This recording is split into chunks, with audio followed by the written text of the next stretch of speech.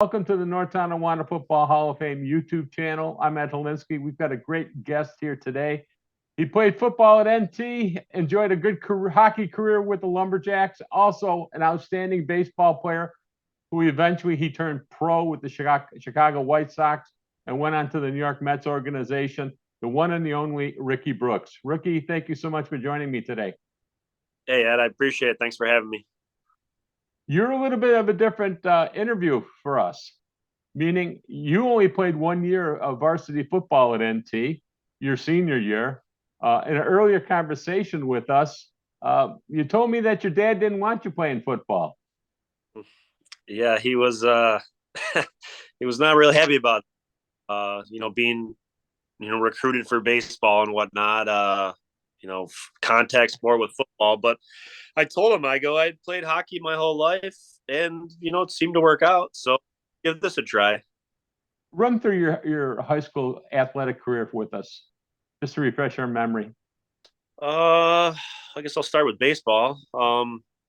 I played varsity all 4 years as a freshman. I know that's not super common, but that happened. I played JV hockey, I think freshman and sophomore year, and varsity junior, senior year, and then obviously that 1 year of varsity football. A lot of people don't know I actually played on the golf team as well. I think that's kind of why I didn't play football. I was thought thought maybe I was good at golf, so I did that my freshman and sophomore year, and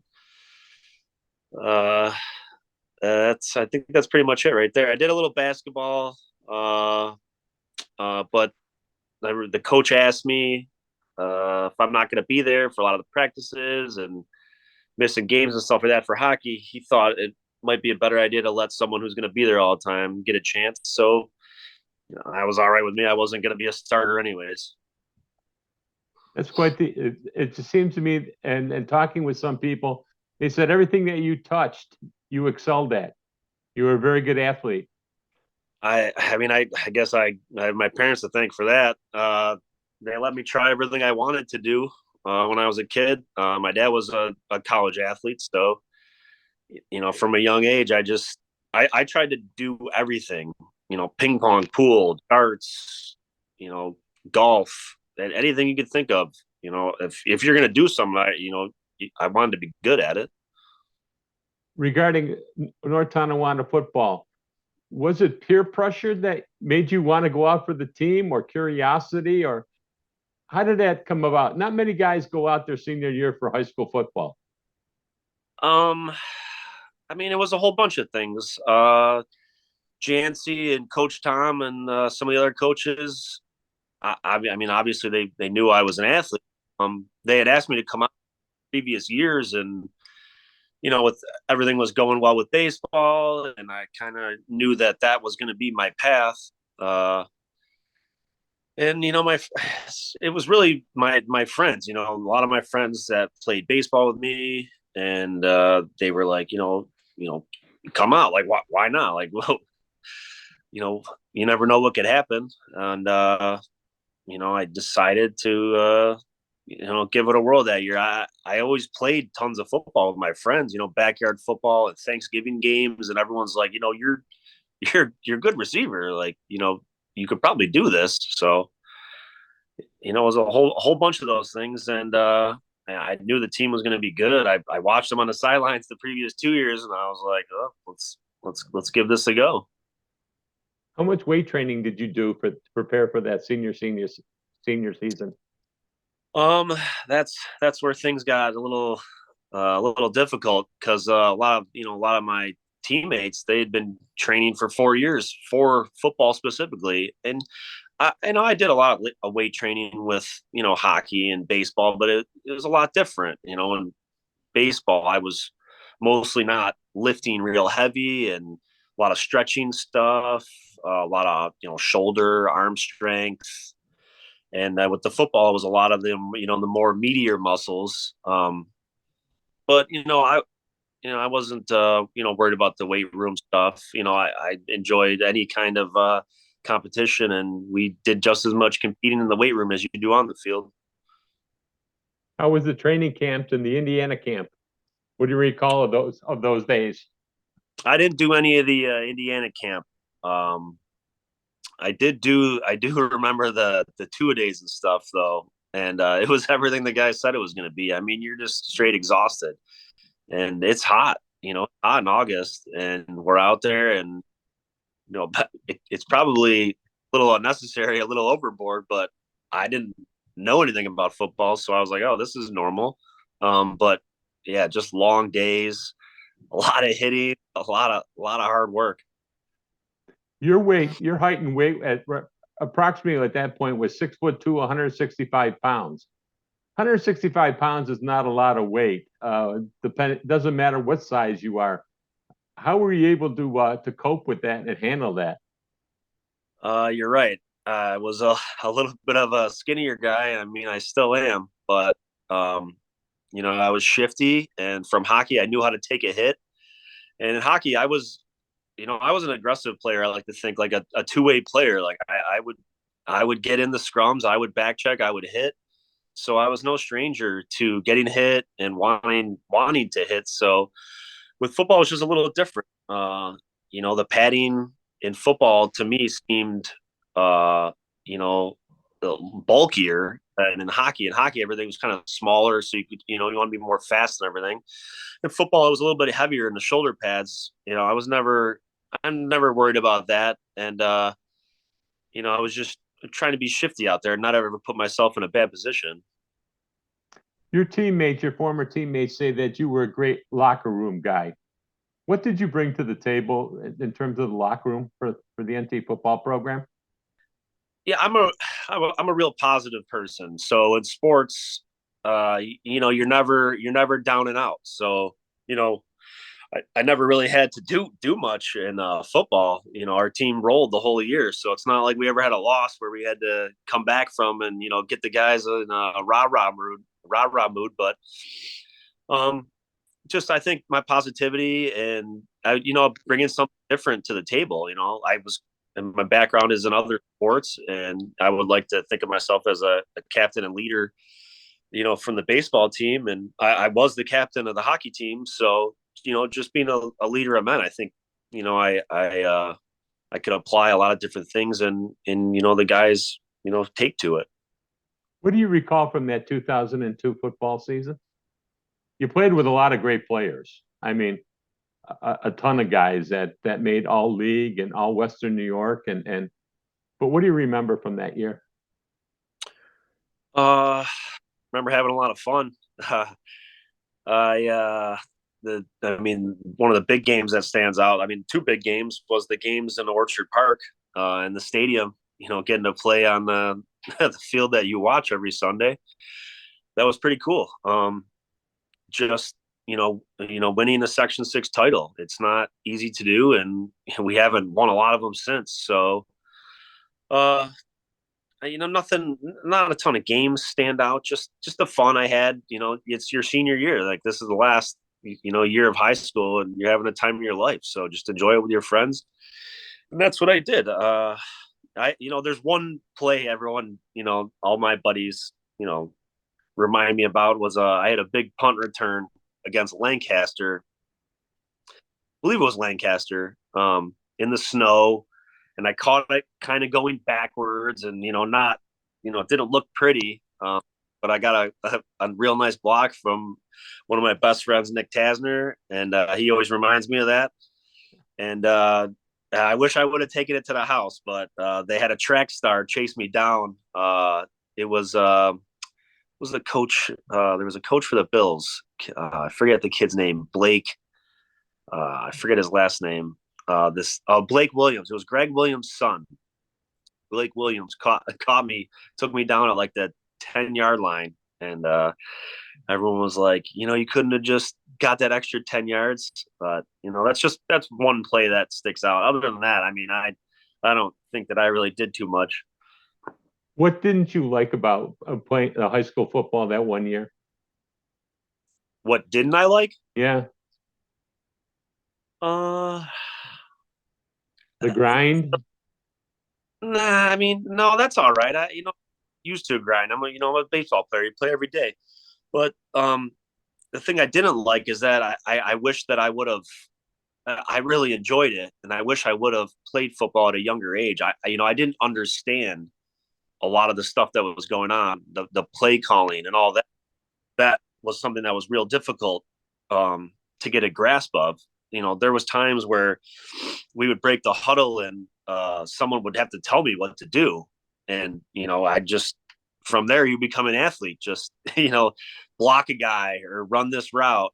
Um, that's the only thing I wish I would have been more football knowledgeable going into that season. And if I would have played from a young age, I feel like maybe I could have been a better player and a bigger factor if maybe I would have played, all the years. How was it playing for Coach Jancy? Uh, Coach Chancey's a great guy. It was fun. I mean, I had tons of interactions with him. He's a teacher, and going in the weight room, he'd be in there. Even though I was going in the weight room for different reasons before I was playing football, and then just seeing, hearing what the guys say about him, and from the time he was trying to get me to come out to play, and he's like, oh, you're not gonna hurt, we're gonna put you in good positions and stuff like that. But he was a great guy.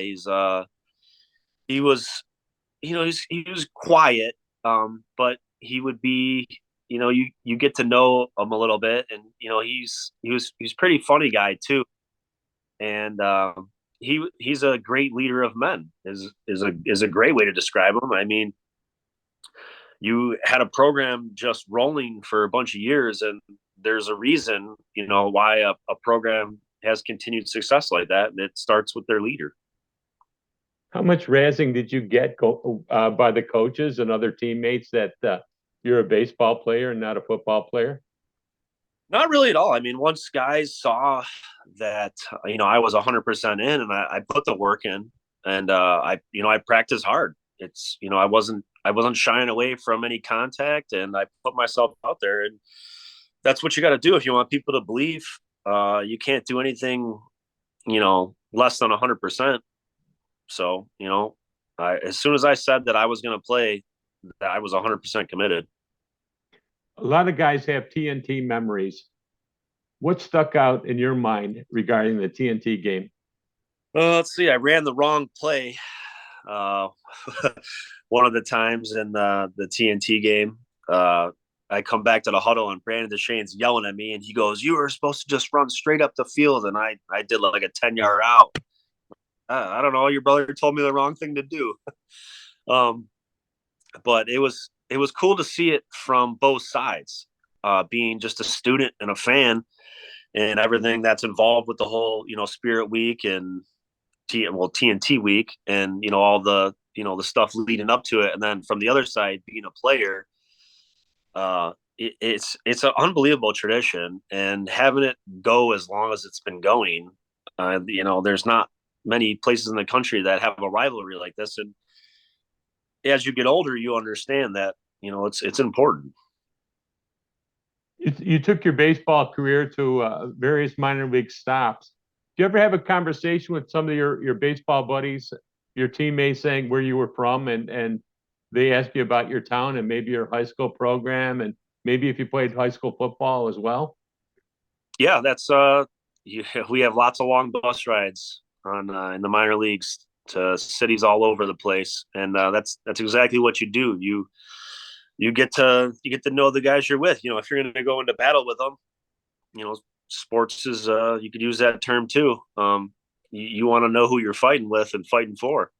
So yeah, it's you find out everything about people, their siblings, how their life was growing up, and about sports teams, the Bills and the Sabres, and you get to razz on guys about their teams and how much they stink. And unfortunately for me, they got to remind me that the Bills went to 4 Super Bowls and didn't win one. But you know, I always told them, we're gonna win one day. But um, yeah, that's the part I miss the most is your friendships that you build playing a sports season, as long as baseball, specifically, it's you're with these guys for 10 months. People forget that, when the season's over, there's other things to do.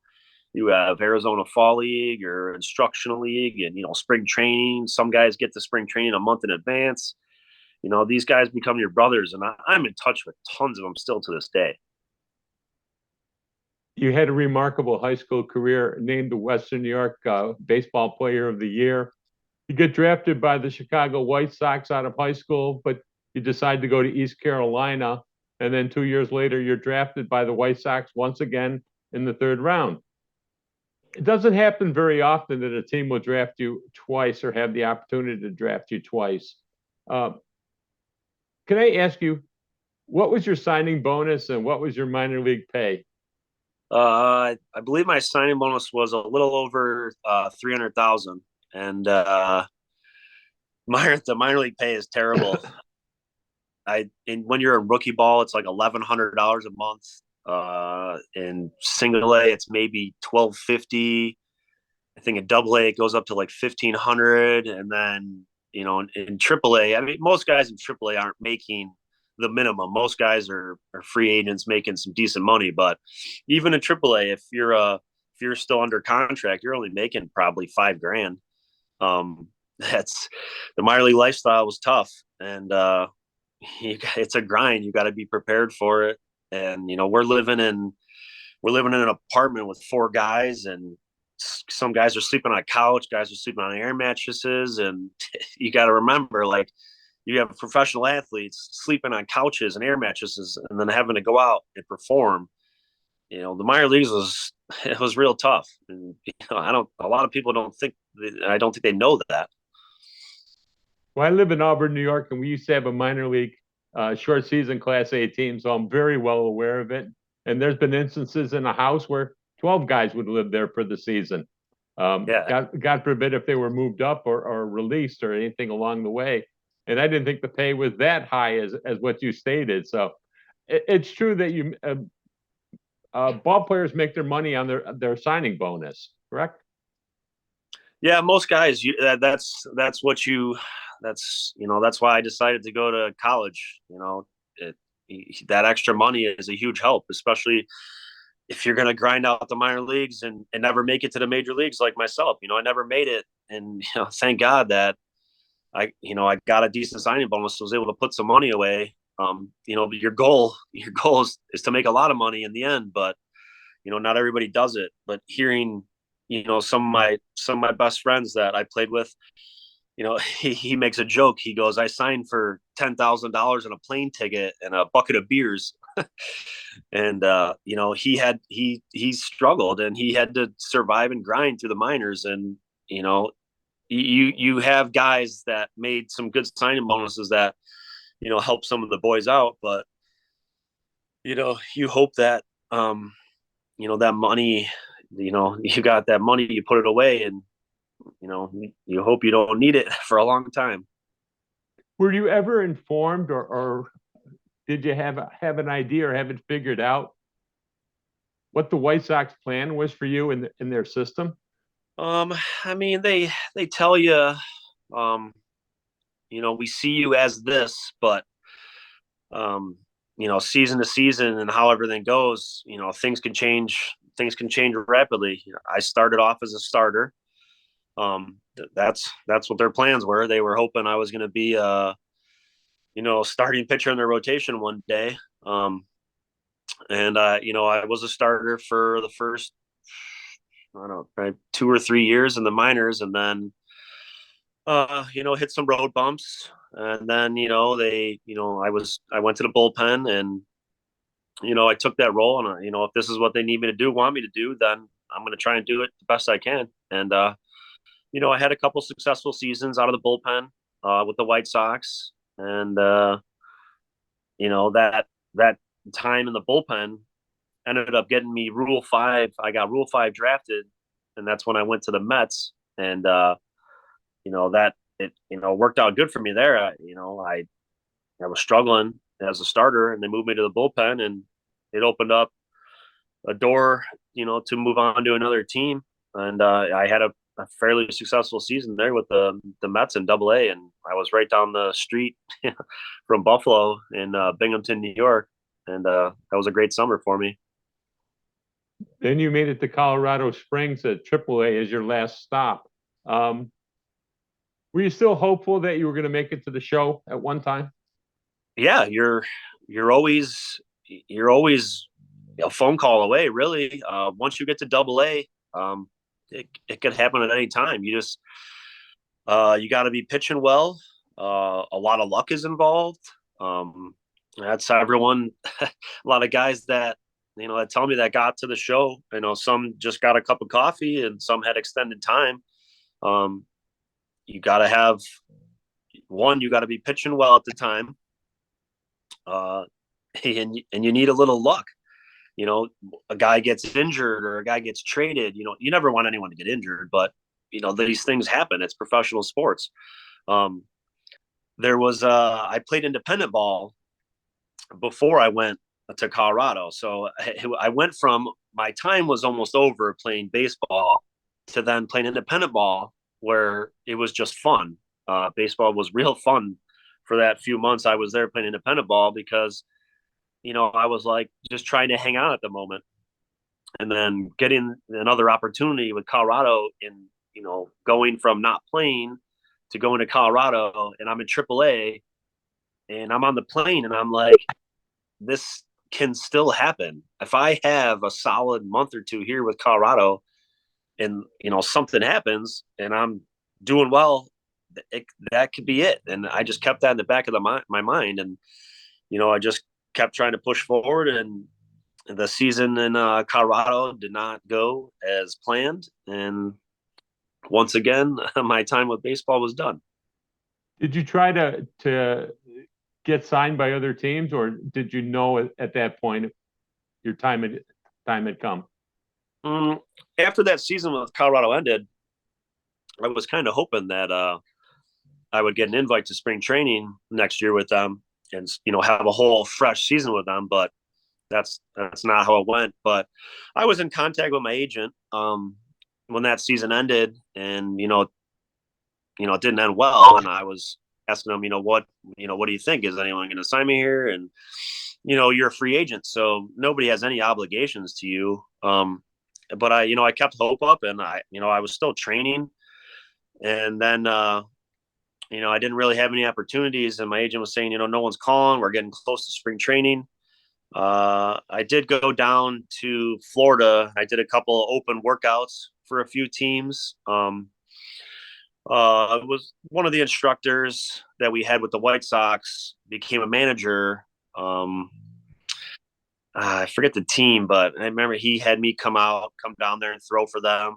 But nothing came about from it. And I just decided at, that time I could have went looking back, I could have went and played overseas, but I just felt like that wasn't right for me at the time. I felt like staying in the States and playing ball here was going to be my opportunity to try and get back with a team. Well, it's hard, those decisions now, when you look back, it's like, I would have loved to have just continued just to play because I love the game. But I thought, sometimes you got to close a door to start a new chapter. I ask this question quite often of football players. How hard was it to take off the helmet and the pads? And I'm going to ask you the same thing. How hard was it to take the hat off and the spikes? It's extremely hard. I think about it still to this day. When you do something you love for so long, and then you wake up one day and you're like, I don't have to work out. I don't have to go to the field. Like, nobody's telling me what time I have to be somewhere. College sports, high school sports, and professional sports, everything, on a schedule. Like, you almost forget that, it's so, ingrained in your mind, playing sports. And then when you're done, you're the boss now. You have to decide, what your day is going to be like, and, your routine. And, it was such a habit for me playing baseball, and there was such a routine that I struggled with getting a routine when I was done with baseball. And, then thankfully I landed a decent job where now I have a solid routine, and, it's something I like to do. And you're back in North Tonawanda once again too. Yep. I love North Tonawanda. I love Western New York. I lived all over the place, and you know, I never thought really that I would be back living in North Tonawanda, but you know, it's I'm a big family guy, and it's the friends that you have and you make are it means a lot to me, and having everyone close is something I really enjoy. When you and your high school teammates get together and start swapping stories, um, do they sound better each and every time you get together? Yeah, the stories they happen every time we get together, and it's funny. I feel like that we all have terrible memories because for some reason we talk about the same things all the time. Um, but that's what I love. I love being able to go hang out with my buddies and do those things and reminisce about the old times.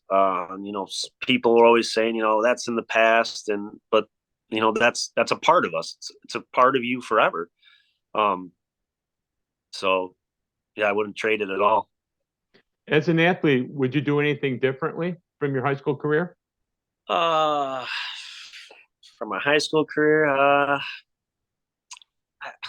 don't know. I mean, high school was a great time for me. A lot of success: hockey, baseball, football. At the end of the day, I would say just to put in more work. I wish I would have known more about the body and exercise and sports science and things like that. That was all you know back in the early 2000s. It was still people had their the certain ways to go about it, and now you look how kids prepare nowadays, and with the weight training and the specialization. Not that I would just focus on one sport, because I think being a multi-sport athlete is in impactful, and kids should play multiple sports. I feel like there's too much specialization, and there's so much to be gained from playing as many sports as you can. um yeah, I would just the knowledge and everything about I wish I would have been a more of a weight room guy. I would have loved to have been a 6'3", 220-pound pitcher. But I guess that's it. I mean, I don't really like to use the word regrets. So high school was a great time, and I couldn't ever want to go back and change anything, because I think it was awesome. We've talked about several things here today. What would you like to talk about that I haven't brought up? I don't know. We didn't talk too much about my time at East Carolina. So that Greenville, North Carolina, just like NT, special place in my heart. Um, I get emotional just talking about it. um, Great people down there. I I could have seen myself living in North Carolina. Beautiful state, great people. And people don't know about Greenville, small town. All they have is their sports. Literally football, basketball, baseball. I'd like to say that baseball kind of runs that place because I played baseball. But an amazing program down there. Up here, college sports is different. Down south, it's people really live, eat, sleep, breathe it, and it was quite the culture shock to me when I went down there. Um, I and from the first time I visited down there, I was in love with the place. I called my dad. I was there for probably 3 hours. I called my dad. I go, Dad, I'm coming to school down here. It doesn't matter what happens in the draft, coming up in the spring. I was like, this is it. This is the place. And great program. ECU is a great program down there. They're top 25 in the nation every year. So just and I love going back down there too. I go back down there, and if you see this plaque right there, that's I threw a no hitter at my time down there in East Carolina, and at the time it was the first, or I mean I'm assuming, I don't know, I think it might be the only no hitter in Conference USA history, and it's kind of cool because East Carolina is not in Conference USA anymore. They're actually in the American Athletic Conference. So I'm assuming that I'm the only, pitcher in East Carolina history or the conference's history that has a no hitter. So, that's something I really enjoy and I cherish. And every time I go down there, I get to see my plaque in the stadium still. What did you tell people about North Tonawanda and growing up in North Tonawanda? You had all kinds of different teammates, college teammates, professional teammates, Birmingham, Alabama, you're in Colorado, Binghamton, New York. What did you tell people? Great place to grow up. Great place to raise a family. Everyone used to razz on us because of the cold and the snow, and I used to razz on the Florida guys and let them know that I had never had to worry about, my house blown away in a hurricane, or, my Midwest teammates out there with the tornado.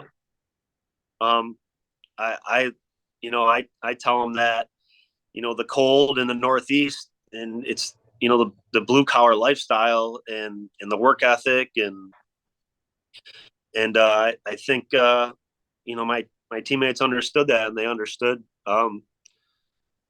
me better, telling them stories about growing up here and in the winters and in how beautiful the fall is and the summers here. And, they used to talk about, Florida and the beautiful weather and this and that. And we used to have arguments about, trying to tell them that there's no other place, in the U.S. that I would rather spend a summer than up here in New York State. And I've actually had teammates, come up here. A bunch of them came up here for my wedding a bunch of years ago, and they understood what I meant when they were here, and they got to meet my friends and stuff. You're about 20 years removed from high school. What would you tell today's high school athletes, on what they should be doing, or what they should be accomplishing, or what they should be striving for? Well, it's all about what they want their goals to be. And I believe it's very important to be a part of a team, to learn from other people, to learn about people, connecting, put the work in. If you put the work in, you could put the work in and not always have success, but that builds character, that makes you stronger. It helps you learn. Listen to your coaches, listen to your peers, listen to the people that have done it. They got experience, and keep the dream alive. Ricky Brooks, this has been a lot of fun. You are the ultimate team player. There's no doubt in my mind about that. Thank you so much for joining me here today on the North Tonawanda Football Hall of Fame YouTube channel. It's been a pleasure to meet you, a pleasure to talk with you, and I wish you well. I really appreciate this, Ed. This is a great little chat, and even though I only played 1 year, I'm happy you reached out to me, and I really appreciate it. Thanks, Rick.